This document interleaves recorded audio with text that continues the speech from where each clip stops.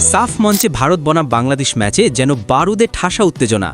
ব্যাংককে সাফ ফুটসাল চ্যাম্পিয়নশিপের প্রথম আসরে যা ঘটল তা হার মানাবে যে কোনো থ্রিলার সিনেমাকেও। ৮ গোলের এক অবিশ্বাস্য রোমাঞ্চকর ম্যাচে শক্তিশালী ভারতকে রুখে দিয়েছে লাল সবুজের প্রতিনিধিরা। ম্যাচের শুরু থেকেই ছিল বাঘে মহিষে লড়াই। থাইল্যান্ডের ব্যাংককে অনুষ্ঠিত এই ম্যাচে বাংলাদেশ দুবার লিড নিয়েও তা ধরে রাখতে পারেনি, কিন্তু হালও ছাড়েনি।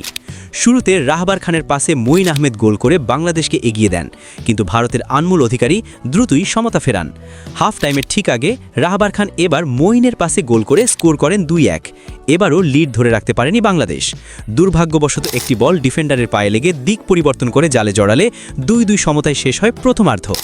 দ্বিতীয় অর্ধের নাটকীয়তা পৌঁছায় তুঙ্গে।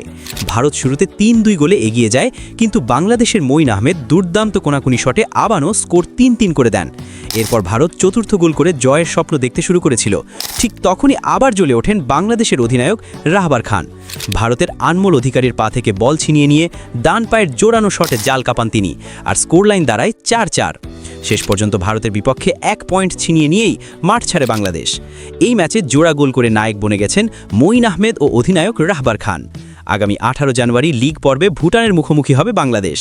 এদিকে আগামীকাল সাফ নারী ফুটসালে ভারতের মেয়েদের মুখোমুখি হবে বাংলাদেশের মেয়েরা।